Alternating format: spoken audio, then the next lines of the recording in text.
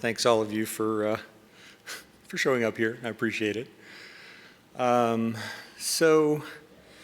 I'd like to thank all of you again, and of course my employer, Ivan. They have an open source division that they hired me into, and they were kind enough to send me here. Well, I had applied, but you know they picked up the tab, and I really appreciate that a lot. So I had a quick question before I really get started. Kind of show of hands. Anybody done operations, DevOps? Yeah. Okay. SA maybe back in the good old days. Okay. This is. It's good, and if I miss something for people who haven't had this experience, pop your hand up, or better yet, shout out, because I might not see the hand, and let me know. So here we go. Let's put on the ops hat. You may find yourself monitoring a large system. You may find yourself cursing up a blue streak. Anybody done that recently? You may find yourself bookmarking monitoring URLs. This is a relatively new thing, but not that new.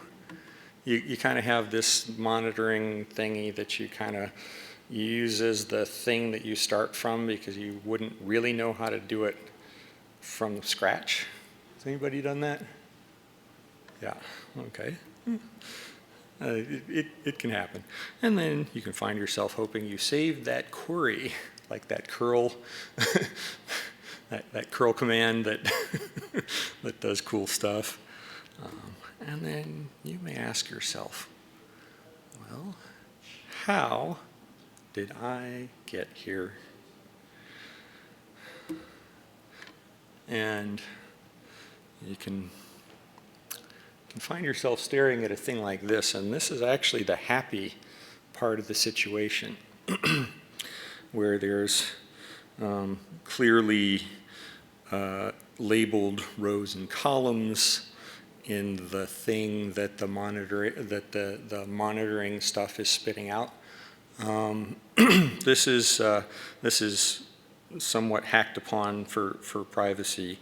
PGBouncer output. Who else has used PGBouncer by itself? Okay, so you probably have seen this console, like you probably have fired up your favorite SQL or your favorite Postgres command line client, or command client, I should say. And you can go to talk to PGBouncer itself, and you can see stuff like this. And that is good as far as it goes. Like it's good that there's a clear, concise,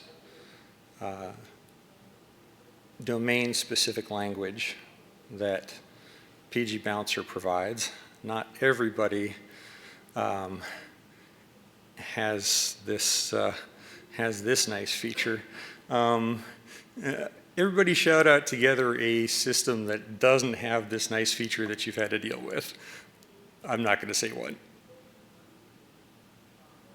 No? It doesn't have a nice, clear, concise language in which to express queries? No. Okay. Sorry? Anyhow, there are a bunch of them out there. And even when you have something nice like PGBouncer, we kind of need a better query language than is usually provided. So it needs to handle big grids of stuff because, like, you know, we have this situation where systems are sort of increasingly many little moving parts, like sharp little tools, and then there's increasingly many of them, and then you have to you have to be able to sort of narrow them down and then look at them in groups. And then you have to be able to act on really specific ones that you meant to, and then you have to do that in like specific groups of them that you meant to. Like, you know, people talk about fleets, or I guess Kubernetes is very fashionable right now, where there's a whole bunch of stuff that's coming in at you as you're trying to monitor the thing, or in the kind of more specific case here, where you have to decide whether you're going to do something, and then do the thing that you meant to do. So I kind of divide this into two sections. There's kind of like the sensor. That's that part that we were looking at earlier. That's sort of the raw sensor data. And even for a relatively small thing like a single pgbouncer instance, that can really balloon. So I'll talk about why, or how you can make sense out of this flood of raw sensor data. You don't want to be in the situation where you're feeling like a prophet or Aldous Huxley or something, where their doors of perception have been cleansed and you kind of can't make sense of what's going on because there's just too much coming in. And then you have the part that lets you do the thing that you have decided to do, if you decide to do it, based on the thing that is not that flood of sort of cleansed doors of perception. And that I call the actuator. So I didn't actually do like robots or anything, and I'm sure I got these terms wrong to people who actually work with them, but that's kind of how I'm thinking about them. So I'd like to talk a little bit about the current sort of monitoring and control systems that we've got. So they tend to look really great, like that's good. At least they do look pretty great when there's a small number of moving parts in the system. Like, so the sales demo will show you some very pretty glass, and the pretty glass will have 5 whatever's on it, or maybe 20. Certainly not 50,000. And so, like, at the sales demo, this looks great. And then behind that sales demo, which could be live, it's fine. Nobody's. It would be counterproductive to have something that's really completely disjoint from the user experience when you demo. So people don't generally do that. Anyway, so in the back they have a web server, and it answers HTTP queries in a pretty straightforward fashion. That's how they start out. So they've got this thing that listens for traffic, and and the first thing they do with that is they have a syntax that looks like key equals value and key equals value, right? I'm sure everybody's deeply, deeply familiar with this one. And then long before they see the first customer, but we'll get to this in a bit, they notice that language is not sufficient even to do a sales demo, because when when there's any sort of propeller-headed kind of person in the room, they'll ask questions that lead to, hey, I need less than, I need in between, I need to specify more than one specific thing, and then somebody in engineering, probably somebody who raised this concern originally, gets told, implement this new syntax real fast. We got to get this out there for the next release because this is just unacceptable. And so a query language grows in this fashion, sort of iteratively. And eventually, in a mature system, what you wind up with at the outside is 10% of what SQL does. And that's, you know, that you can sort of see, like, as I walk through it, you can see how this goes down, right? Everybody does a web server. Every web server answers a certain very stilted kind of query language, which is the thing that's in the URL. And everybody takes it for granted that this is how you should start. And so, like, you know, initial conditions really can strongly influence what you see later, even decades later. Okay, so typical user experience. Dager Pooty, I think it's called, something like that. It goes off. Let's have a look at some sensor data. I just woke up. It's 3:30 in the morning. That bell is still jangling in my mind, even though I silenced it. Now I have to find that URL or dig out that file with the queries in it, or at the most extreme version, I have to actually build the query myself somehow. And let's say that, you know, we're under pressure.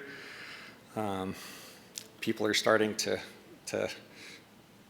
hit me up on various communication devices, which is not helping my concentration at all. But despite all this, I figure out what things are going on, like what thing has gone wrong, why did it go, and then I want to take some action because this appears to be a thing that I have a pretty good idea that action will remediate, rather than like saying like that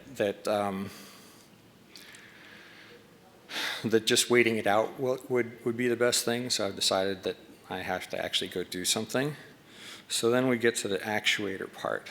Now this is maybe in a different part of the UI, or maybe it's in the same UI, and you got to be a little careful which button you push. So what was that command again for the control? What do you mean you turned off that subsystem? We are down. At this point, you could kind of understand if somebody shouts a Saxon-derived word that rhymes with puck.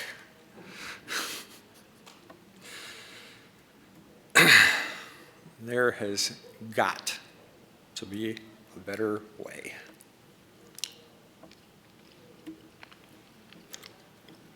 And there is.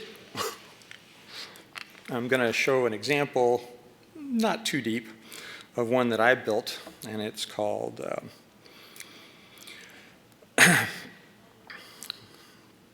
PGBouncer wrapper.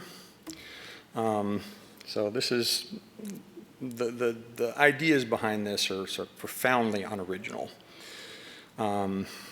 Back when the nice people were writing up Postgres, they talked about active databases, and this meant that sort of code was executing in there, and that was part of the idea. And then 1998, there's a paper by one Michael Stonebreaker on the author list. Mike Stonebreaker was the person who started the Ingress project and later the post-Ingress project, and that's how we got our lousy name. So it's Postgres. Anyhow, so they were talking about ways to use SQL on stuff that wasn't inside of the database proper, or at least stuff that somehow appeared that wasn't that, right? So they talked about, the 1998 paper talks about the virtual table interface. Later, the SQL standard says foreign data wrappers. We now have this fascinating thing that I'd love to dig into more. They're table access methods. So like storage things that you could picture those as not really having storage in any permanent sense. But they could, you could maybe read and write those and they would do different stuff. Anyhow, so I built a toolkit using Postgres as an application development environment and not really as storage. So the effect I wanted to have is that you fire up your choice of SQL client. I happen to like PGConf. Maybe that's just because I patched it a few times. I don't know. Whatever you like. I didn't want to couple it too closely to that particular one because I didn't think that part was important. So it's all in the back end.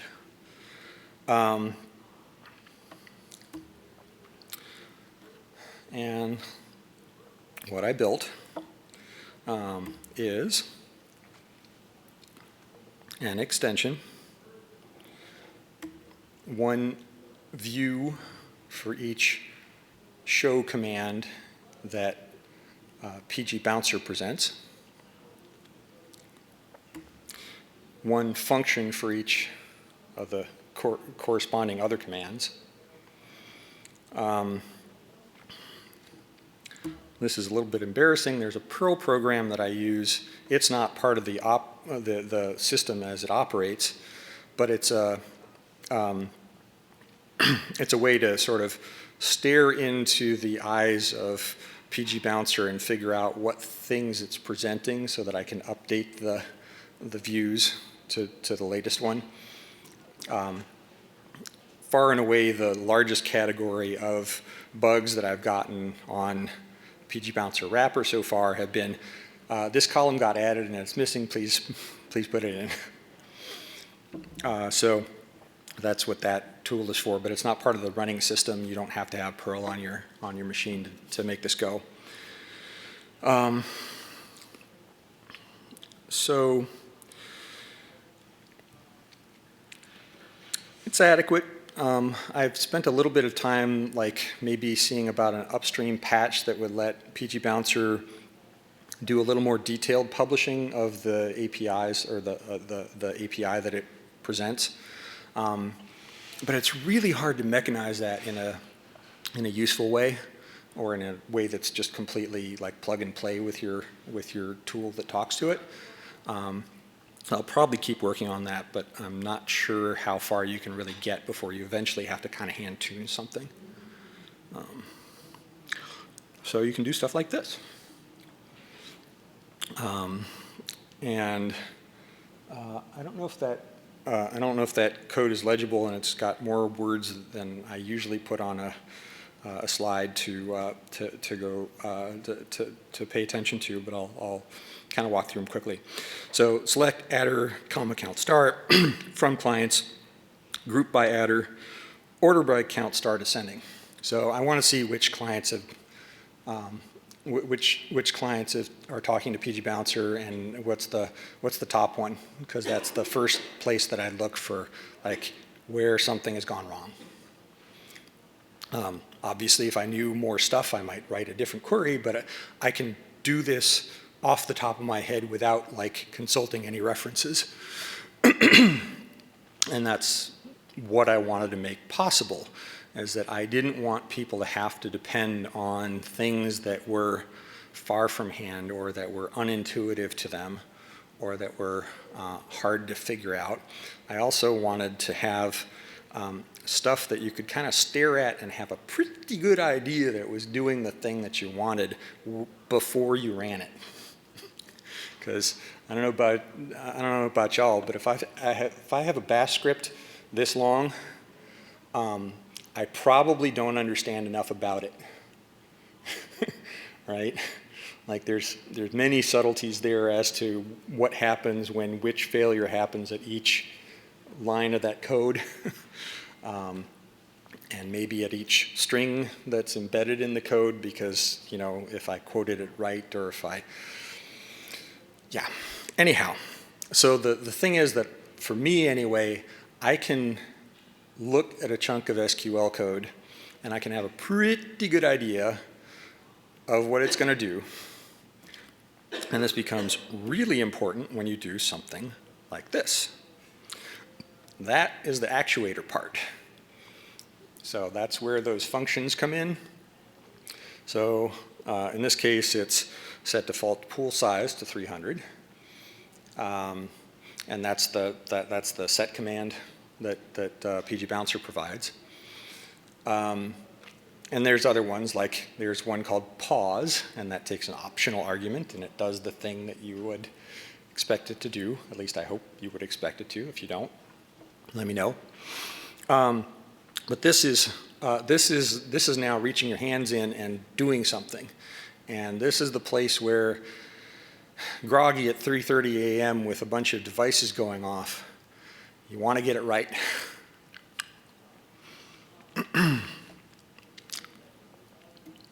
So you may have noticed that there's no locking going on here. Anybody see that? Okay, well, this theoretically this could get to be important if you're joining two of these views. And what I mean by that is that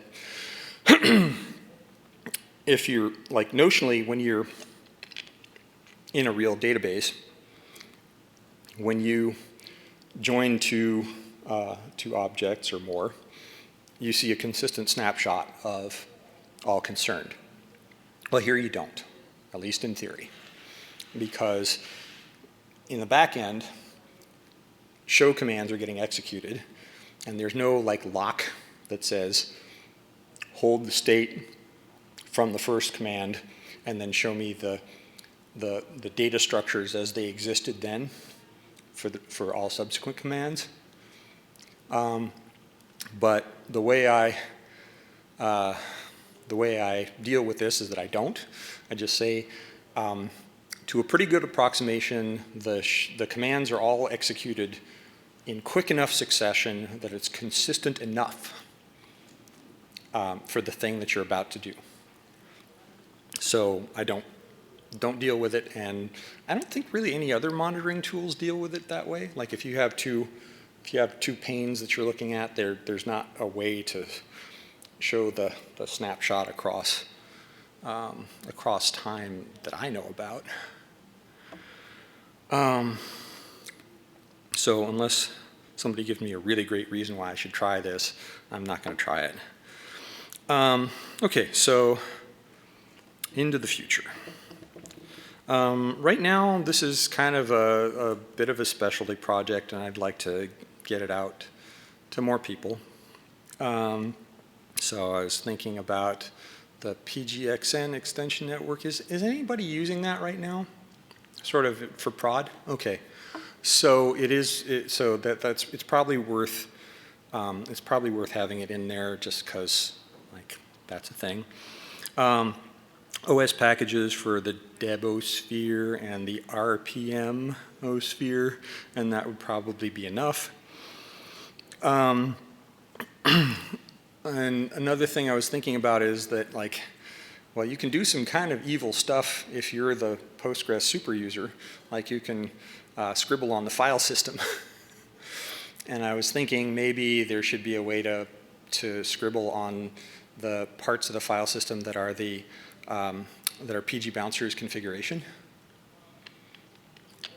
Maybe. I don't know if that seems like a really bad idea to everybody here. Not good. Indifferent. Okay. And then, of course, there's the really important stuff, which is the stuff I hadn't thought of yet. Has anybody got some ideas as to how the things that should happen that haven't yet? Things you might like in a tool like this? Yeah. I'm relatively pgbouncer, and I'm familiar with a couple of the primary parameters that are tunable and that kind of thing. But what would you say was one of the biggest, maybe one of the main operational scenarios where you want to change a parameter on the fly? Let me repeat that back. So the question was sort of, what are the operational parameters that you might want to tune on the fly that would be the in that scenario. I don't know about parameters necessarily. Like you could sort of picture some of those. I just wanted to make sure that I didn't mute somebody who had a use for the set command in operations. I didn't want to decide for people that they shouldn't have this capability, so I put it in. It's basically there, as far as I'm concerned, so that you're not hobbled. But a thing that you might want to do that you would want to do through here is, let's say, issue a pause command, because that happens all the time in, if you're in the happy place, it's an upgrade scenario. Like you've logically replicated over, you're going to switch to a new write node or pub node, I guess you call it, the one that takes the writes. So you hit the pause, you change out the pgbouncer configurations for the database, you hit resume, and suddenly everybody is talking to a new node that's the writer. And this is this pause feature is one of the things that I think is really the kind of killer application for pgbouncer. I don't really see pooling per se as the big win. I see holding a constant place where people connect to and letting the DB people handle the DB stuff behind it without harassing the people out front who don't care. So it gives you a stable endpoint, and then you can rejigger the cluster underneath it. So that's the kind of, does that get to what you were? Yeah. Okay. Yes? So is this like a different server endpoint like wrapping around pgbouncer where you connected, like listening on a port? How are you actually, what are you doing? Where's it running? Okay, so the question was, what the heck is going on here, like at the on the OS? Is that right? Okay. So I apologize for not describing this. This is what happens when you're deep in the project and you forget what you haven't explained to people. So what I do is I stand up a separate Postgres instance on the same instance that the pgbouncer is running on. It doesn't have to be there, but I don't like to hand out the pgbouncer console out to the world, and so I tend to have it like only answering on local host or maybe just local. So there's a separate instance of Postgres.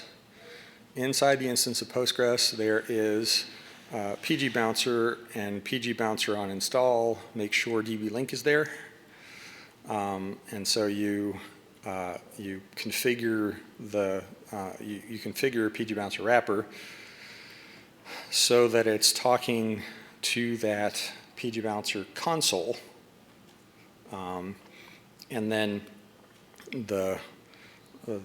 what happens in between is sort of like it turns the select from views into show commands, it turns the other commands into like their commands with the what I hope is adequate protection against code injection.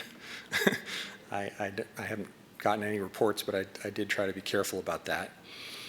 And so yeah, so there's like a separate Postgres server. It can be very lightly resourced because like how many people are ever going to talk to this thing? And it's not storing anything.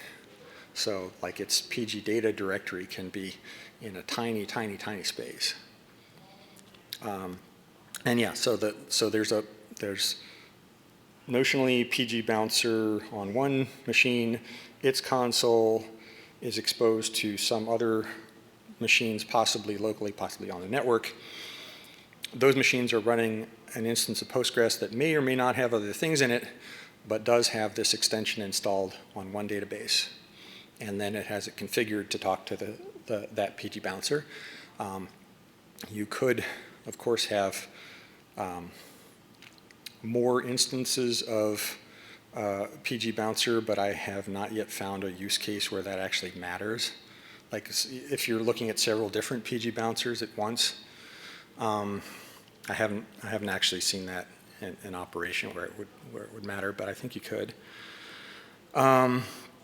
And that's kind of it. You're using Postgres as the so instead of like back earlier, I was talking about using an HTTP server as sort of the basic unit of what you're doing.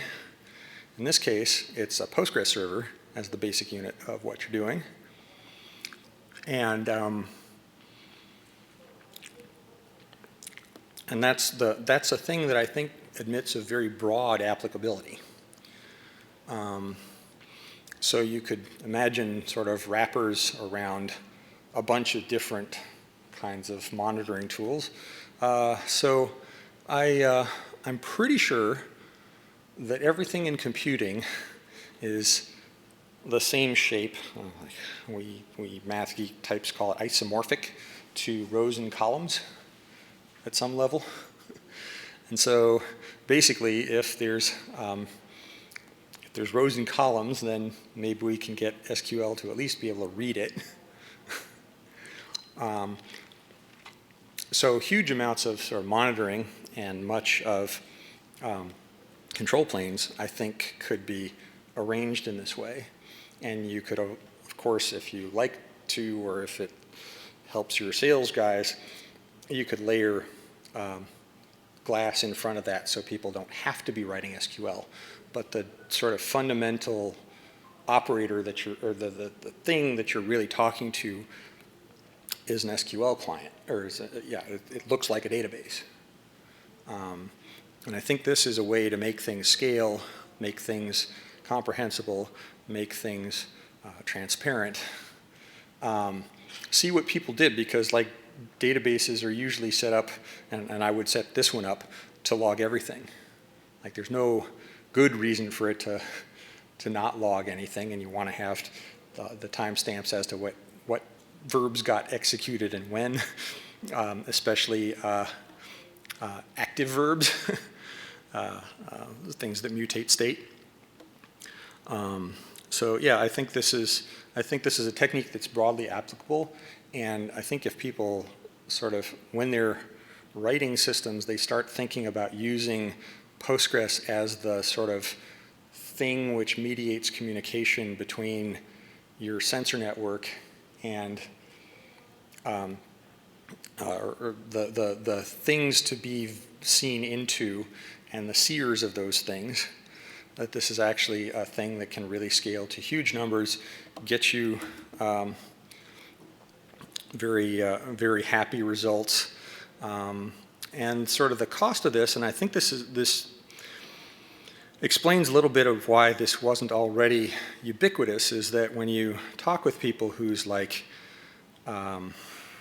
identity is very much wrapped up in, I guess it was systems administrator, and then it was ops team, and then it was this sort of DevOps thing, which is a little nebulous to me. But anyway, the people at the point of the spear who whose job it is to make sure the lights stay on and to turn them on if they go off, and to, yeah. So those people thus far have this tendency towards using some the tools that they're used to, which are very declarative. So it's like the bashes, the command.exe or PowerShell, or maybe curl, maybe JQ. Now JQ is a weird special case because it's like this weird little sort of Haskell-y thing for for JSON blobs. But they tend to think of these things as really small, sharp tools, and that's like the kind of thing that they're comfortable with. Whereas SQL is not a small tool, but I think it's much sharper. And I'd like to imagine that over time it will be possible to make the case to people that, hey, this is actually worth your time, worth your effort. Like I don't think I have to convince anybody in attending this talk that SQL is a fun thing to use, or that it's that it's easy to debug, or that all this kind of stuff, all the good things about declarative. But I think there is a case to be made to our compadres that really see themselves as the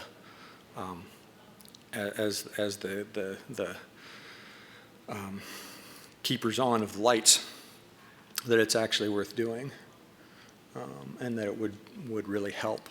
And it's gonna take a while, but if you're I think the case is compelling. I have saved my own bacon on several occasions with stuff like this. Some were like other kinds of tools where I hooked other things to SQL, but this particular one really saved my bacon on a couple of occasions, and kept our SLOs intact, and of course our SLAs, because the objectives tend to be less restrictive, or tend to be more restrictive than the legal agreements. At least you better hope so. But yeah, it kept us from getting out of our service level objectives, and that I think that's a good thing organization wide. I think that helps with morale. I think that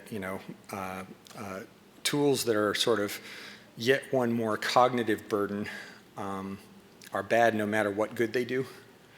If that makes any sense. Like if you have to memorize yet one more thing about yet one more tool. Whereas with this one, well, you know that there's views and there's functions, and you can find the list of them because you know how to do that. If you forget, it's like right there in the catalog. And I've tried to pack them with nice descriptions inside, because I believe that people should know what's going on if they need to. I've had people find bugs for me because I documented these things pretty well. Anyhow, sorry, I am rambling a little bit. I apologize. More questions? Concerns? Yeah. I don't know where you're at in the development of the tool. Is it production ready now? I have, the question was, is it production ready? Well,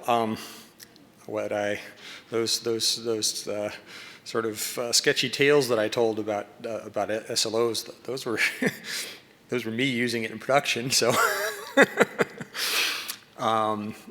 and putting my job on the line to do it. So yeah, I get the occasional bug report, and I have to assume that it's from somebody that isn't just toying around with it, because they say, this bad thing happened. Well, that only happened once, but anyhow. I would say it is. But I would like to, this is one of the things, is that technically it is. But there's a whole infrastructure of distributing software and getting things approved and all that kind of fun stuff. And that was part of why I had that other stuff on the list, as to sort of make it easier for somebody else to go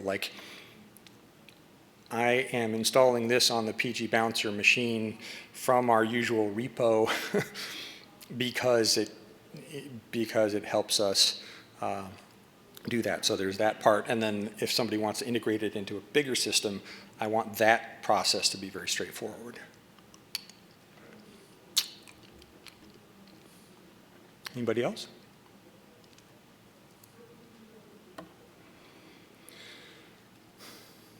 Alrighty, well, please fill in your feedback forms. You can reach me through the contact stuff on the conference website. I will be around the rest of today, all day, like I'm not taking off early or anything. And if you think of anything then or later, it's on GitHub. My name is David Fetter, and that's the username, and the project is called pgbouncer _wrapper. And I do try to be responsive quickly to reaching out on GitHub. You can reach me at Ivan, david.fetter@ivan.io. And yeah, if there's, if you send me a carrier pigeon, I'll try to read it. Anyway, so thank you all for coming here. Really appreciate it.